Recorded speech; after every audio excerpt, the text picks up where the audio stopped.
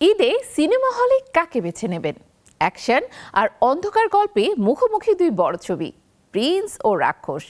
একজন ফিরছে 90-এর ঢাকার ছায়া নিয়ে, আরেকজন হাজির রাফ ও ভয়ঙ্কর এক জগৎ নিয়ে। শুটিং থেকে গান সবখানে চলছে টানাটানি প্রতিযোগিতা। শেষ হাসি কে হাসবে জানতে হলে অপেক্ষা ঈদের দিন পর্যন্ত। রোজার শেষ প্রহর মানেই কাউন্টডাউন। ঈদের আনন্দের সঙ্গে এবার বাড়ছে রূপালী পর্দার উত্তাপও। সিনেমার দর্শকদের জন্য বড় দুই চমক হয়ে আসছে প্রিন্স ও রাক্ষস। দুটি অ্যাকশন থ্রিলার ঘরানার এবং শুটিং শুরুর পর থেকেই যেন অদৃশ্য এক প্রতিযোগিতা পাশাপাশি ছুটছে। একদিকে শাকিব খান, অন্যদিকে সিয়াম আহমেদ। তারকা খচিত এই দুই ছবির যাত্রা শুরু হয়েছে প্রায় একই সময়ে। ডিসেম্বরে এফডিসিতে শুরু হয় রাক্ষসের শুটিং। নতুন বছরের 6 জানুয়ারি একই প্রাঙ্গণে ক্যামেরার ঘোরে প্রিন্সের জন্য। এরপর লোকেশন বদল, দেশ বদল, তবু তাল মিলিয়ে এগিয়েছে দুটি টিম।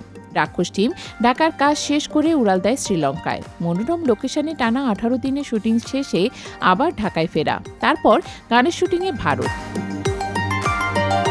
জানা গেছে একটি গান ধারণ হয়েছে কাশ্মীরে, অন্যদিকে প্রিন্স টিমও শ্রীলঙ্কা ঘুরে শেষ পর্যন্ত পৌঁছেছে কলকাতায়। ভিসা জটিলতা কাটিয়ে ভারতে গিয়ে রোমান্টিক একটি গান শুট করা হয়েছে কাশ্মীরে। আর মুম্বাইয়ে চিত্রায়িত হয়েছে আইটেম গান, কোরিওগ্রাফিতে আদিল শেখ।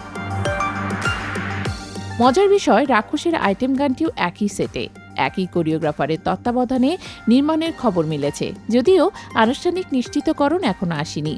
প্রিন্স নিয়ে শুরুতে গুঞ্জন ছিল এটি নাকি 90 দশকে ঢাকার আলোচিত আন্ডারওয়ার্ল্ড চরিত্র কালা জাহাঙ্গীরের জীবনী নির্ভর। তবে নির্মাতা আবহাত মাহমুদ স্পষ্ট করেছেন এটি কোনো নির্দিষ্ট ব্যক্তির বায়োপিক নয়। তবে 90-এ ঢাকার আবহ থাকবে। ছবিতে শাকিবের সঙ্গে আছেন জ্যোতির্ময় কুণ্ডু, তাসনিয়া ফারিন, নাসিরুদ্দিন খান সহ আরও অনেকে। অন্যদিকে মেহেদী হাসান হৃদয় পরিচালিত রাক্ষসের অন্ধকার জগতের গল্প ভায়োলেন্স ও রাফ ন্যারেটিভ ভরপুর।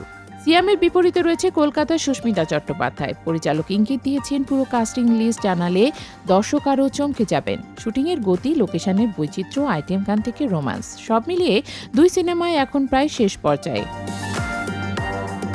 প্রশ্ন একটাই, ঈদের বক্স অফিসে কে বাজিমাত করবে? অ্যাকশন, আবেগ আর অন্ধকার দুনিয়ার গল্পে এবার ঈদের পর্দা কাঁপাতে প্রস্তুত প্রিন্স ও রাক্ষস। দর্শক কি প্রস্তুত সেই লড়াই দেখার জন্য?